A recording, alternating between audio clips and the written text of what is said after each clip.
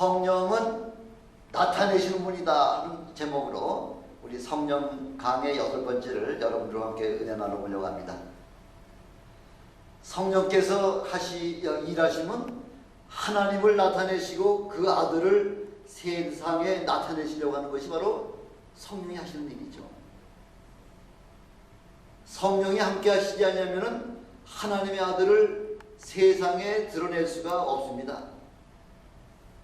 그래서 마태복음 1장 18절에도 보니까 예수님이 이 땅에 오실 때에도 성령으로 잉태된 것이 나타났더니 하고 그렇게 우리에게 말씀하고 있지 않습니까?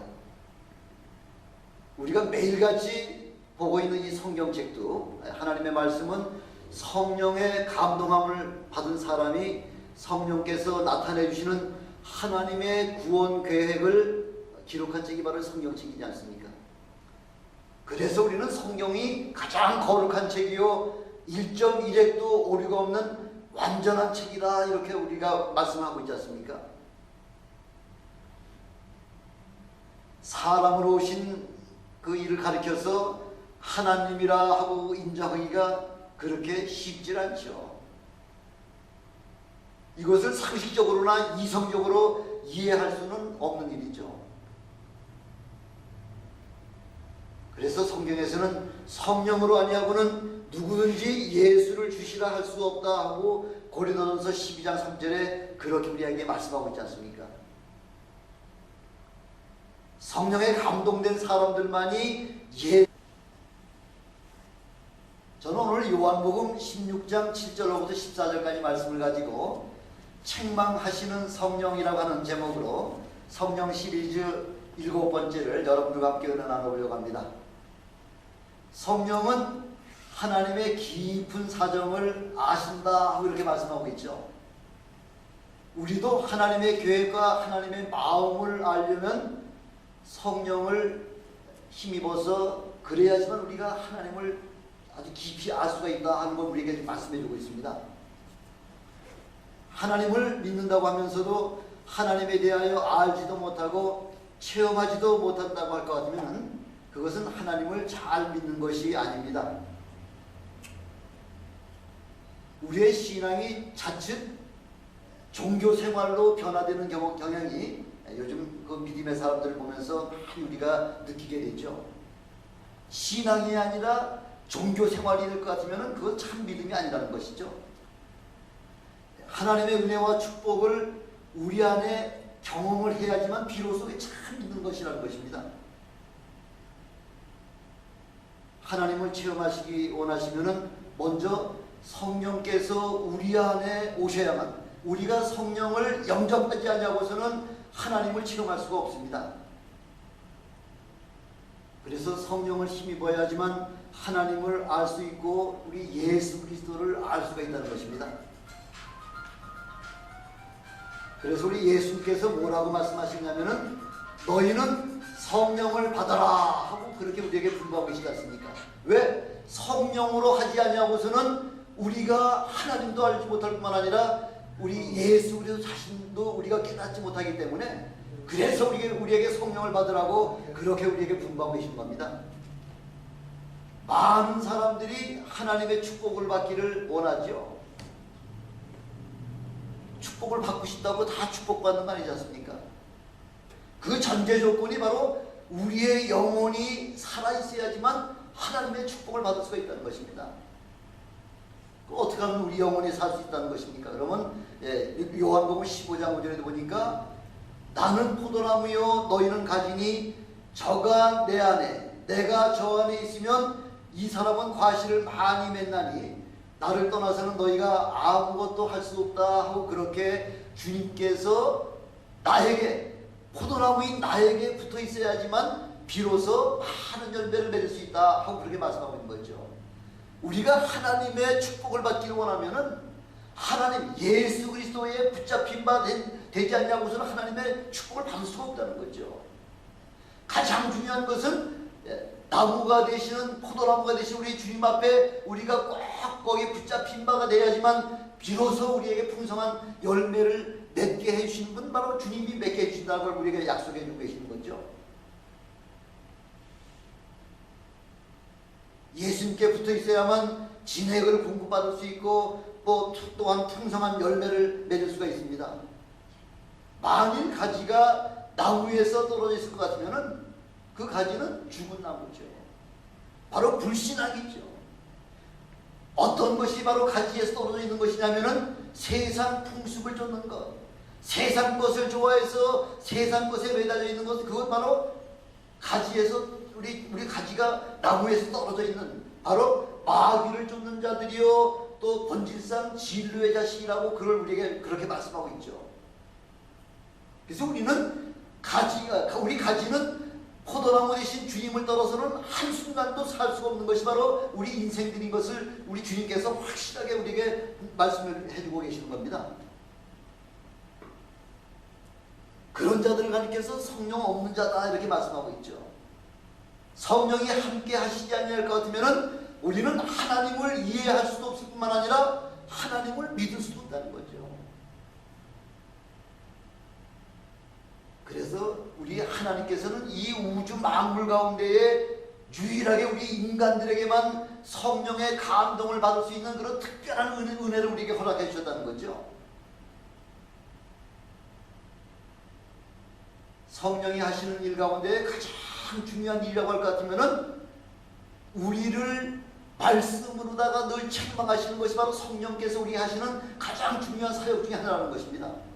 이게 8절에 보니까 그가 와서 우리의 죄에 대하여, 의에 대하여, 심판에 대하여 또 세상을 책망하시는 분이라고 바로 우리 성령 하나님이 바로 그 사역이 그런 사역이라고 주님께서 우리에게 이미 말씀을 해주고 있지 않습니까? 책망이라고 하는 그 말씀은요, 우리를 징벌하신다는 그런 의미하고는 조금 다르죠. 우리 한국 속담에 달리는 말에 채찍을 가한다 그런 말씀 있잖아요. 우리 믿음이 좀 연약하고 떨어질 때에 우리 성령 하나님께서는 우리에게 끊임없이 권면하시고 책망하시면서 우리의 신앙을 바로 세워주고 우리의 신앙을 점점 더 강하게 만들어주려고 하는 것이 바로 우리 성령 하나님께서 우리에게 주시는 책망 중에 하나라고 하는 것입니다. 그래서 성경 전체는 믿음과 의와 심판에 관해서 우리에게 시작부터 끝까지 그렇게 말씀하고 있지 않습니까? 그래서 우리 하나님과 우리의 관계는 이 세 가지의 관계가 바로 정립되지 아니하고서는 하나님을 바로 섬길 수가 없을 뿐만 아니라 우리 믿음을 바로 세울 수가 없다는 것이죠. 그래서 첫 번째, 성령은 믿음에 관해서 우리에게 책망하시는 역할을 감당하신다고 우리에게 말씀하고 있죠. 바로 그 사역이 성령께서 우리에게 하시는 가장 중요한 그 믿음에 관해서 책망하시는 역할을 성령이 하신다는 것이죠. 그래서 성령은 창세기부터 시작해서 요한계시록에 이르기까지 첫 시작부터 믿음을 우리에게 지금 요구를 하고 계신 거죠. 왜? 믿음이 없이는 하나님을 기쁘시게 할 수가 없기 때문에, 그래서 하나님과 관계를 맺을 수가 없을 뿐만 아니라 믿음을 통해서만 비로소 하나님과 바른 관계를 우리가 정립할 수 있다는 것이죠. 그렇게 하나님과의 관계가 바로 세워졌을 때에 비로소 우리는 하나님 앞에 무엇을 구하시든지 우리는 하나님께서 응답을 받을 수 있다는 것을 우리에게 말씀을 해주고 계시는 겁니다. 종종 우리는 믿음을 관념적인 것으로만 생각하는 경우가 종종 있죠. 믿음은 관념이 아니라는 거죠. 실상이라는 거죠. 그래서 야고보서 2장 20절에도 보니까 그 믿음을 실상으로 바라보지 않냐고 관념으로 바라보는 사람들을 향해서 지금 뭐라고 말씀하고 있냐면, 허탄한 사람아, 행함이 없는 믿음이 헛것인 줄을 알고자 하느냐 하면서 22절에 내가 보거니와 믿음이 그의 행함과 함께 일하고 행함으로 말미암아 믿음이 온전케 되느니라 하면서 이렇게 우리에게 말씀하고 있지 않습니까? 믿음은 행함으로 함께 일하지 않냐고서는 그 믿음이 온전한 믿음이 되지 못한다고 하는 것을 아브라함을 비유를 해서 우리에게 그렇게 말씀하고 있지 않습니까? 이것이 바로 아브라함의 참 믿음이라는 것입니다. 성경 전체는 믿음에 관한 사건들로다가 기록이 되어 있죠. 그래서 구약시대에는 하나님께 불순종하고 계명을 어길 것 같으면은 바로 하나님께로부터 저주받고 죄를 짓는 것이라고 그걸 우리에게 이 계명을 통해서 하나님의 구약의 율법을 통해서 우리에게 말씀을 해주고 있습니다만은, 그러나 예수님께서 이 땅에 오신 이후부터는 죄에 대한 그 개념이 구약의 율법의 개념이 아니라 그 개념이 달라졌다고 하는 것이죠. 어떻게 달라졌냐면 율법을 행하느냐 행하지 않느냐에 대해서 죄의 그 개념을 갖다가 설정을 하는 것이 아니라 이제는 예수를 믿느냐 예수를 믿지 않느냐에 따라서 바로 그것이 죄냐 죄가 아니냐 하는 그런 개념으로다가 바뀌게 됐다는 것이죠. 그래서 갈라디아서 3장 24절에 보니까 율법을 뭐라고 말씀하고 있냐면 율법이 우리를 그리스도께로 인도하는 몽학선생이다 이렇게 말씀하고 있죠. 그래서 우리로 하여금 믿음으로 말미암아 의롭다함을 얻게 하려고 그래서 우리에게 율법을 주셨다는 것이죠. 다른 말로다가 율법의 목적이 뭐냐면은 바로 죄인들을 예수님께로 안내하는 역할밖에 하는 것이 그것밖에 다른 역할이 없다는 거죠. 율법은요. 아무리 우리가 율법을 가지고 행하려고 그렇게 애를 쓴다고 하더라도 우리는 율법을 가지고서는 구원을 받을 수 없다고 이미 우리 하나님께서 선포하고 계시지 않습니까? 율법으로 말미암아 구원받을 자가 아무도 없다는 거죠. 그런 율법을 왜 주셨느냐? 그 율법의 용무는 우리로 하여금 도저히 율법으로다가는 구원을 받을 수 없기 때문에 율법까지 우리 구원의 메시아가 되시는 예수님께로 인도하는 역할이 바로 율법의 용무라는 것을 우리에게 말씀을 해주고 있는 것입니다. 그래서 율법을 아무리 철저하게 지켜도 예수를 믿지 않으면 그것은 바로 죄라는 것이죠. 메시아를 사모하는 그 믿음을 얻게 하기 위해서 율법은 도구를 우리에게 주셨다 하는 것을 우리에게 지금 말씀을 해주고 있는 것입니다. 그래서 죄의 본질은 예수님을 믿느냐 예수님을 믿지 않느냐에 따라서 그렇게 죄인이냐 죄의인이냐 그걸 구별을 해준다고 그렇게 말씀을 해주고 있습니다. 예수가 하나님이심을 사람의 생각보다 우리의 생각보다 예수가 하나님이심을 우리가 믿어지느냐는 거죠. 네. 우리 인간으로서는 도저히 예수가 하나님이심을 깨달을 수가 없죠. 왜? 아니 예수님의 그 제자들까지도 예수님을 그 하나님의 아들로다가 깨닫지 못하잖아요. 그 고백을 하지 못하잖아요. 그 사도 베드로가 그 예수님께서 너희는 나를 뭐라고 누구라고 생각하느냐 그렇게 할 때에 성령의 감동을 받아서 잠시 잠깐 동안 주는 그리스도시요 살아계신 하나님이라고 하나님의 아들이라고 고백을 했습니다마는 바로 그 계집종 앞에서도 그 죽음이 두려워서 예수를 모른다고 3번씩이나 부인하지 않았습니까? 하물며 예수님의 제자들이라도 예수님이 하나님의 아들이신 것을 우리가 고백하지 못하는데 하물며 우리 같은 사람이야 하나님을 예수님을 하나님의 아들이라고 고백하지 못하는 것이야 뭐 당연한 거죠. 그래서 우리 예수님께서 마지막 분부하신 것이 제자들에게 예루살렘을 떠나지 말고 성령이 너희에게 임하시기까지 전심을 다해서 기도하라. 그래서 성령을 받은 다음에 성령이 너희에게 임하시면 너희가 권능을 받고 예루살렘과 온 유다와 사마리아와 땅 끝까지 이르러서 내 증인이 되어달라고 그렇게 분부하고 계시지 않습니까? 성령을 체험하지 못하면 아무도 예수를 하나님의 아들이요 우리의 구세주라고 하는 것을 그걸 고백하지 못하기 때문에 그래서 성령 받아라 하고서 우리 주님께서 그렇게 우리에게 분부하고 계시는 것이죠. 성령이 오시고 나니까 그렇게 무서워서 모든 관원들이 무서워 숨어있던 그런 제자들도 담대하게 나가서 너희가 죽인 예수를 바로 우리 하나님이 살리셨다고서 담대하게 그렇게 외칠 수 있지 않습니까? 그 능력이 어디서 나오는 거예요? 성령의 능력을 체험해야지만 비로소 그런 고백이 우리 입에서 나올 수가 있다는 것이죠. 그래서 성령이 하시는 가장 중요한 사역이 바로 예수님을 증거하는 사역이라는 것이죠. 성령이 우리와 함께 하시지 않냐면은 예수님을 우리가 믿을 수가 없을 뿐만 아니라 또 예수를 믿으면은 그러면은 율법은 다 필요 없습니까? 아니죠. 우리 예수님께서는 율법을 폐하려고 이 땅에 오신 것이 아니라 율법에 연약하고 부족한 부분을 완전케 하려고 우리 주님께서 이 땅에 오셨다 하고 그렇게 말씀하고 있지 않습니까? 그래서 우리가 성령을 체험하고 예수를 우리가 우리의 구세주로 영접하기만 하면요, 그 다음부터 율법은 지키지 말라고 그렇게 말한다고 하더라도 율법을 지킬 수밖에 없는 것이 바로 성령 체험한 사람이라는 거죠. 그래서 여기 계신 분들은 성령 충만해서 율법도 열심으로 잘 지키시는 여러분들이 되시기를 주님의 이름으로 축원합니다. 예, 그럴 때 우리 하나님께서 여러분들의 믿음을 더 높이 받아주시고 여러분들의 믿음을 통해서 여러분들이 소원하는 모든 축복을 채워주시는 그런 하나님이심을 체험하시는 여러분이 되시길 다시 한번 주님의 이름으로 축원합니다.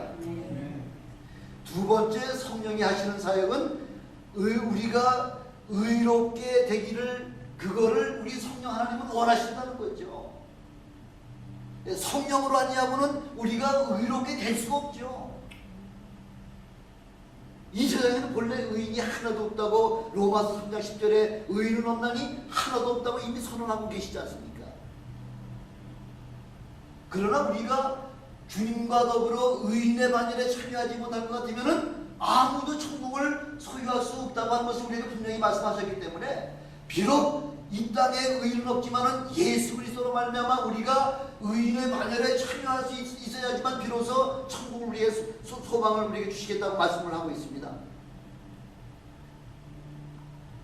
죄가 없으신 우리 예수님께서 이 땅에 오셔서 죄인과 같이 그렇게 생활하시다가 마치 죄인과 같이 십자가에 죽으셨잖아요.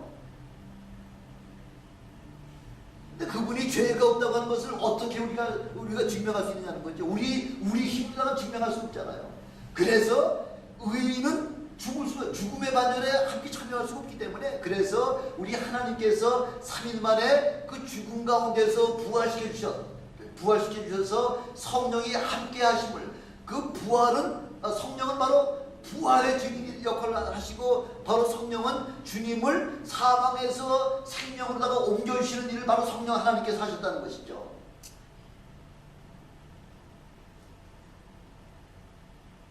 의인은 결코 망할 수가 없습니다.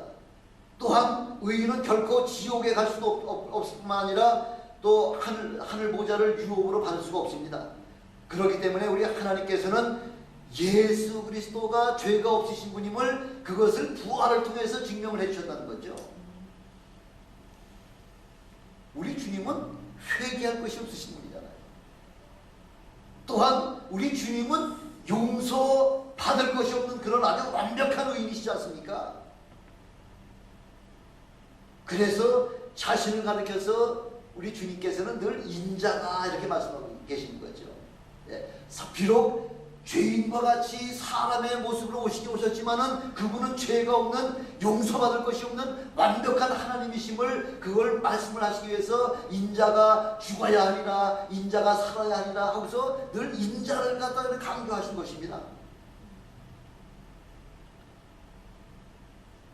우리는 이 세상에서 다시는 예수님을 볼 수가 없죠. 왜? 주님께서 성경에서 그렇게 말씀하고 있잖아요. 우리도 의롭게 되지 않으면은 영생의 부활을 하지 못할 뿐만 아니라 영원한 천국에 우리는 들어갈 수 없죠. 우리도 비록 죄인이었지만은 예수 그리스도로 말미암아, 그런 성령으로 말미암아 죄 없다고 하는 그런 그렇게 죄 없다고 그 인침을 받기 전에는 하나님의 나라를 우리가 유업으로 받을 수 없기 때문에, 그래서 우리 예수님께서 우리 대신 우리의 모든 죄를 그분께서 친히 담당해 주셨다는 것입니다. 그래서 참 의인은 오직 예수 그리스도 한 분밖에는 없으십니다. 우리는 예수님 때문에 의롭다고 칭함을 받는 바로 칭의로 말미암아 우리는 의롭게 된 사람들입니다. 의인은 죄인들과 함께 두지 아니하실 뿐만 아니라 우리 지옥에도 들어갈 수가 없는, 그렇게 그래서 천국을 우리에게 유업을 주신다고 말씀하시면서 의인은 죄인들과 함께 멍에를 같이 하지 아니한다는 것을 우리에게 분명히 말씀해 주고 계시죠.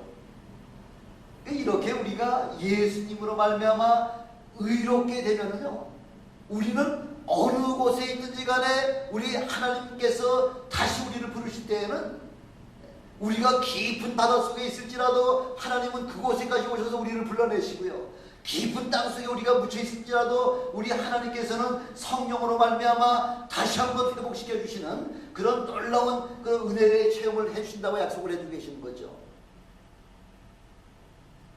지난번 천안함 그 사건 때문에 그래서 배가 폭파가 돼서 많은 우리 해군 용사들 46명이 순직을 그때 전사를 했는데, 그때 몇몇 사람들의 시신은 발견을 하지 못했잖아요.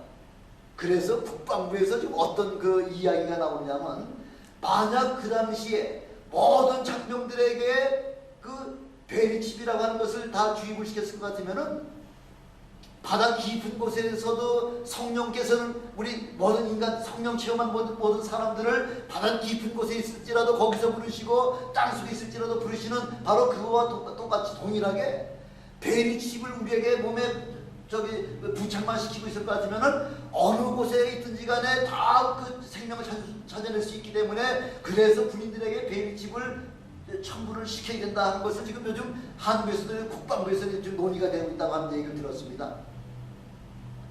요즘 그것뿐만 아니라 어린아이들 유괴가 얼마나 심합니까? 납치한 그 어린아이들에게도 베리칩이 심어지기만 할 것 같으면 어느 곳에 있든지 그 범죄, 어린아이를 잊어버린 순간에 어느 곳에 있는지 금방 죽기 전에 찾아낼 수 있는 것이 바로 베리칩의 그 효능이라고 하는 것을 지금 암암리에 계속해서 지금 주입을 하고 있다고 하는 얘기를 들었습니다.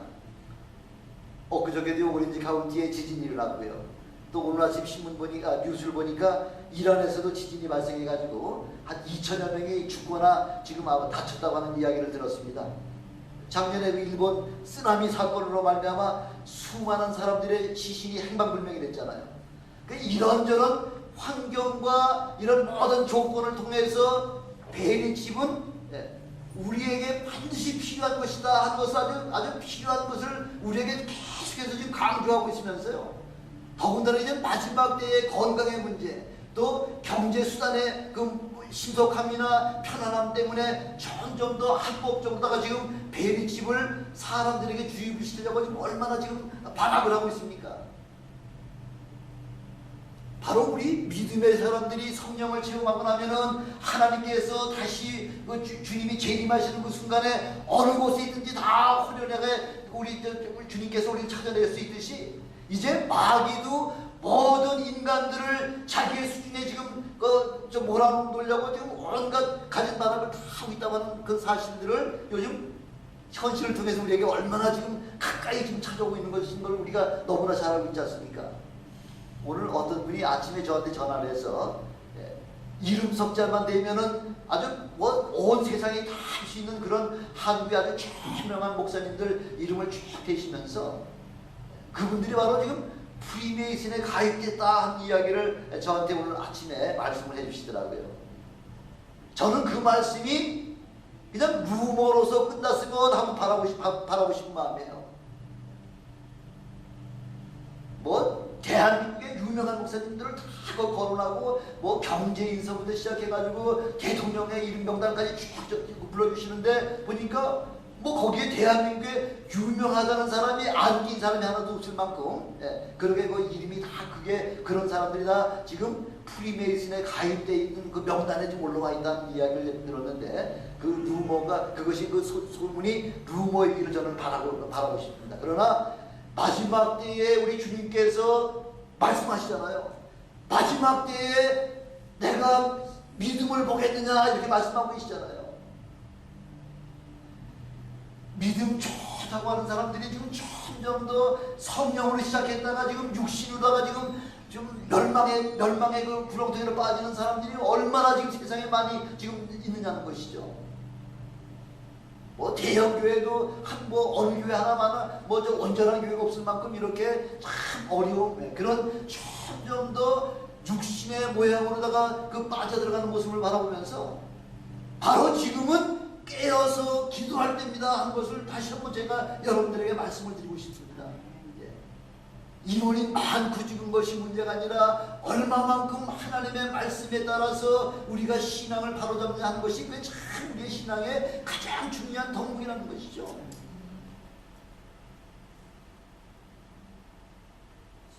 마지막 때 우리가 믿음을 우리가 바로잡지 않을 것 같으면요, 주님 그 호련히 주님 다시 재림하시는 그날 잘했다 칭찬받는 그런 반열에 우리가 들어서야지, 그렇지 못하면은 많은 무리, 아주 대중의 그 무리에 끼어 있다가는 우리는 멸망받을 수가 없다고 하는 것이 바로 오늘 성령 충만 받아야 할 바로 두 번째 우리의 목적이라고 하는 것을 우리에게 말씀을 해주고 있습니다. 세 번째, 우리가 성령 충만해야 하기 위해서 우리 성령께서 우리에게 책직을 가하신다고 말씀하고 계시는데, 왜냐하면 성령은 심판에 대해서 우리가 관여하시기 때문에, 우리 성령께서는 우리 마지막 심판에 친히 관여하셔야 될 분이시기 때문에, 그래서 심판에 대해서 우리에게 책망을 지금 하고 계신 겁니다. 심판에 대하여 남은 세상 임금이 이미 심판을 받았다는 거죠. 마가복음 12장 1절부터 9절까지는 그 예수님께서 포도원의 비유를 갖다 우리에게 지금 말씀해 주시는 장면인데, 그래서 어떤 사람이 포도원을 만들고 농부를 관리하도록 농부를 두었는데, 얼마쯤 후에 얼마만큼 소출이 났는지를 그 알아보기 위해서 종들을 보냈더니 그 포도원의 그 농부들이 종들을 다 죽였다는 거죠. 그래서 더 많은 또 농부들을, 또 그 종들을 갖다가 포도원에 보내서 얼마나 많은 수확을 좀 거뒀는지를 그걸 알아보기 위해서 보냈더니 그 종들마저도 그 농부가 다 죽여버렸다는 거죠. 그래서 세 번째, 그 주인이 내 아들은 저들이 공경하리라 하면서 그 아들을 보냈더니 그 농부가 생각하기를 이 아들은 뭐예요? 상속자니 죽이고서 그 유업을 우리가 빼앗자 하고서 그 아들까지 죽였다는 거죠. 이렇게 됐을 때 주인이 와서 그 농부를 진멸하지 아니하겠느냐 하는 것을, 장차 되어질 일들을 우리 주님께서 이렇게 비유의 말씀을 이미 우리에게 말씀을 해주고 계시잖아요.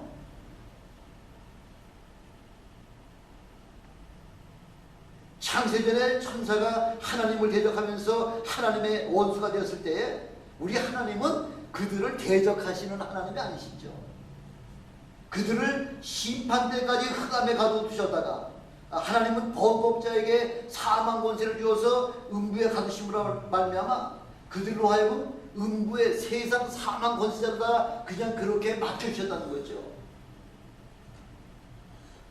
그리고 사망 권세자가 그것이 하나님에게 아주 악한 죄인인 것을 그걸 다시 한번 확인하기 위해서 하나님께서는 아들을 이 땅에 보내주셨을 때에 마귀는 했는데 왜 안 나? 하고서 우리에게 이렇게 마귀는 하나님을 대적하는 자로서 아주 확실한 증거를 다시 한번 보여주심으로 말미암아, 그래서 그 하나님께서는 마귀를 아주 진멸하기로 작정을 하시면서 어떻게 진멸하셨죠? 마귀를 어떻게 진멸하셨어요? 요즘 첨단과 십자가에 죽으신 사망 권세자 마귀를 사망에서 부활시키고 말미암아 그래서 마귀의 권세를 아주 진멸시켰다는 거죠. 이미 심판은 다 받은 거예요. 요즘도 무슨 이제는 우리는 참여하기만 그래요. 주님이 다시 오시는 그날에 우리 모든 성령 충만한 사람들은 그 빛마다 성령 귀신 충만하죠. 귀신 주님의 재림에 우리는 참여하기만 하셨는데 2000년이 지난 지금은 근데 그걸 귀신이 얼마 그걸 참지 못해가지고서 자꾸 세상으로 빠져나가려고 하는 사람이 얼마나 많다. 그래서 우리 주님이 지금 한탄하고 계시지 않습니까? 아니 대통령이 죽었다고 해가지고서 뭐 그 시체 운구하다 보면 또 성제라고 해서 거야말로 바로 그 결정한 하나님 앞에 되시대가 사는 전하기 우리에게 오늘 무상히 지금 대안에서 다시 한번 말씀을 전해주실 정도로다가 이렇게 지금 성령 충만해야 예수를 잘 믿게 되고 또한 우리에게 교회에 우리에게 정답을 약속을 해. 세상의 소금과 빛의 역할을 지금 교회가 제대로 감당하지 못하고 있다. 지금 심판이 바로 우리 코앞에 와 있습니다. 사느냐 죽느냐 그것이 문제라는 거죠. 우리 예수님께서는 뭐라고 말씀하시냐면 마태복음 12장 28절에 하나님의 성령을 힘입어 귀신을 쫓는 것이면 하나님의 나라가 이미 너희에게 임했다. 이 말씀을 먼저 산다고 우리가 귀신을 쫓아내는 것이면 뭔가 벌써 이미 하나님의 나라가 임했다는 거죠. 벌써 하늘나라를 우리가 권세를 우리가 물려받았다고 하는 그 확실한 증거를 귀신 쫓아내는 걸 통해서 우리에게 보여주시라고 우리 예수님께서 말씀하고 있지 않습니까? 심판을 받을 수밖에 없습니다. 그래서 의인은 영생의 부활로 아무나 귀신 쫓는 거 아니죠? 귀신이 만만한 존재 아니라고 하는 거 지금 말씀드렸죠? 사도행전에 보면은 그 스가랴의 잠시 잠깐의 그 못 이겨가지고 스게와의 그 일곱 아들이 아니면은 바울이 우리 그 명하는 예수의 이름을 빙자해서 내가 너를 귀신 쫓아내 했는데 내가 예수도 알고 바울도 하는데 넌 뭐냐 하고서 그 귀신이 덤벼 들어가지고서 그 청년들의 옷을 다 벗겨가지고 뻘거벗긴 몸으로다가 그냥 도망가지 않았습니까? 귀신을 쫓을 때는 반드시 뭐가 충만해야 되는 거예요? 성령으로 우리가 충만하지 않을 것 같으면 성령이 먼저 하는 그 귀신들이 먼저 한다는 거죠. 먼저 알아요. 눈으로 볼 수 없기 때문에 언제 어떻게 공격당할지 사실 모르는 거예요. 그러니까 우리가 성령으로 충만해가지고 귀신 쫓는 거예요. 월남이죠. 월남전 패망을 이제 제가 누가 DVD를 보내줘가지고 봤는데 보니까 월남이 망한 거예요. 뭐 엄청난 군대가 들어와가지고 망한 거 아니에요. 그 강요, 그 내각 가운데에 그 베트콩 첩자가 하나 한 놈 들어와가지고 내각 회의를 하고 나면 그냥 10분도 안 돼가지고 금방 그 베트콩 사령부나 그 월맹 사령부에 보고가 되고요. 또 군사 기밀을 갖다 논의하면은 뭐 1시간도 안 돼가지고 그 비밀이 막바로 하노이에 보고가 돼가지고 그래서 지금 월남 안에 사이공에 있는 그 탱크를 가지고서 그러고서 그 대통령궁에 진입해가지고서 그 월맹기를 꼽은 거예요. 불과 몇 사람에 의해 가지고서 뭐 월남전 돈이 어마어마하게 들어가지 않습니까? 미국의 그 막강한 힘이 다 들어가고 뭐 우리 박성준 목사님도 갔다 오셨지만은 그 어마어마한 물질이 투자되고 모든 비행기나 모든 무기가 다 투입이 됐는데도 불구하고 결국 몇 사람 때문에 그냥 순식간에 멸망되고 말았지 않습니까? 지금 미국이 전전긍긍하는 게 뭐예요? 그 몇 사람 알카에다가 지금 어디 또 공격할까봐, 펜타곤을 공격할까봐, 아니면 또 그 월드 트레이드 센터 같은 그런 그 큰 건물을 갖다 미국을 상징하는 그런 건물들을 공격할까봐 몇 사람의 그 알카에다의 공격 때문에 지금 미국이 어마어마한 비용을 투자해가면서 지금 거기 전전긍긍하고 있잖아요. 바로 마귀가 하는 일이에요. 마귀가. 그래서 마태복음 12장 29절에 보니까 사람이 먼저 강한 자를 결박하지 않고서 어떻게 그 강한 자의 집에 들어가서 그 세간을 득탈하겠느냐. 결박한 후에야 그 집을 득탈하리라고 주님께서 말씀하고 있잖아요. 마귀가 세상의 임금이에요. 만만하게 볼 존재가 아니에요. 먼저 마귀의 권세를 이미 우리 주님께서 마귀의 권세를 이미 아주 이미 제어를 해놓으셨어요. 우리는 이제는 그 주님의 이름을 의지해서 빙자하는 것이 아니라 주님의 이름을 의지해서 명하기만 하고 그렇게 성령 충만하기만 하면 우리 주님께서 그 모든 일을 다 담당해 주신다는 거죠. 마귀는 세상 임금이요 귀신들은 눈에 보이지 않는 마귀의 사자들이잖아요. 귀신을 결박하지 않냐고 어떻게 우리가 영적으로 승리할 수 있겠냐는 거죠. 그래서 우주의 만물을 통치하시는 우주의 주가 되시는 우리 예수님이 바로 저와 여러분 심령 속에 성령으로 지금 와 계시잖아요. 마태복음 28장 20절을 보니까 볼지어다 내가 세상 끝날까지 너희와 항상 함께 있으리라. 우리와 세상 끝날까지 항상 함께 계시겠다고 약속을 해주고 계시는 거죠. 아니 주님이 함께 하시겠다는데 그 권세를 왜 사용 못합니까? 그 권세를 사용하시는 여러분이 되시길 주님의 이름으로 축원합니다. 아니 여러분과 함께 하시겠다는데 왜 그걸 못해요? 아니 능력을 행하기만 하면 주님께서 역사하시겠다는데도 그걸 못하면 그 바보죠 뭐. 그래서 성령의 능력과 은사를 우리에게 나타내실 때 우리는 마귀의 권세를 누르고 넉넉하게 승리할 수가 있습니다. 그래서 성경은 구하고 찾는 자에게 주시는 아주 보편적인 능력이라는 거예요. 어떤 특별한 사람에게 능력 주시는 것이 아니라 모든 사람, 구하고 찾는 모든 사람에게 다 주시는 보편적인 능력을 체험하시는 여러분 되시기를 다시 한번 주님의 이름으로 축원합니다. 예, 고린도서 12장 4절에 보니까 은사는 여러 가지나 성령은 한 성령이라는 거예요. 한 성령께서 어떤 사람에게 7절에 보니까 7절에 보니까 뭐라고 말씀하고 있냐면요. 예, 뭐라고 말씀하고 있어요. 7절에. 예. 각 사람에게 성령의 나타나심을 주심은 어떻게 하려고? 유익하게 하시려고. 성령을 체험한 사람들에게 유익하게 하시려고 성령이 그렇게 그 사모하는 사람들에게 성령을 은사로 주시겠다고 약속해 주고 계시는 거죠.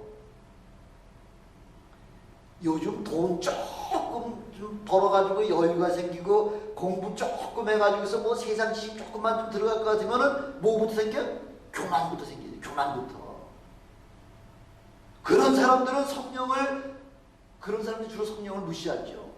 교만해가지고 조금 먹고 살만하다는 거죠. 조금 뭘 안다는 거죠. 그거 가지고서 그 어마어마한 하나님을 깨달을 수 있어요. 성령의 그 엄청난 그 은혜를 우리가 체험할 수 있어요. 어림도 없죠.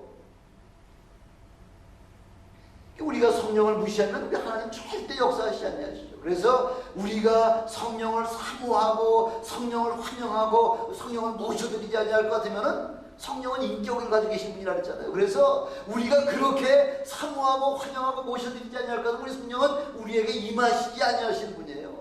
그래서 우리는 전심을 기도해서 성령이 우리에게 나타나시도록 그렇게 간구하시는 여러분이 되시길 주님의 이름으로 축원합니다. 그때부터 우리가 능력의 사람이 돼서요. 그래서 무슨 일인지 다 감당할 수가 있죠. 아까 우리 대표기도에서도 기도로다가도 말씀하셨지만은 지금 세상이 너무 악하죠. 너무 악해요, 세상이. 예. 특별히 우리 자녀들이요. 세상에 아주 그런 취약한 영적인 것에 지금 아주 그런 그 세상 그 귀신들에게 지금 노출되어 있지 않습니까? 그래서 우리 아이들, 우리가 먼저 깨어 있어야지만 우리 아이들을 잘 우리 관리할 수 있지 않습니까? 요즘 난리와 난리의 소문이 날 때 그것을 정말 아직 때가 아니라 종말이 아니라고 주님 말씀하고 있잖아요. 난리와 난리의 소문이 지금 계속 나고 있지만 아직 종말이 아니라는 거죠. 어떨 때가 종말이에요? 뭐 어떨 때가 종말이라고 말씀하고 있죠? 평안하다 할 때 그때가 종말이라는 거예요. 난리가 할 때는 정신 바짝 차리고서 깨어서 이렇게 아주 경성하고 있지만은 평안하다 할 때 그때가 종말이라는 거죠. 요즘 살기가 얼마나 편해졌습니까? 이럴 때 우리는 성령의 음성에 귀를 기울이시기를 주님의 이름으로 축원합니다. 예, 성령의 음성을 듣고 내게서 성령이 나타나기를 간절하게 사모해서 성령의 능력을 통해서 세상을 넉넉하게 지배하고 승리할 수 있는 저와 여러분이 되시기를 주님의 이름으로 축원합니다. 우리 기도하시겠습니다. 이거 꺼주세요.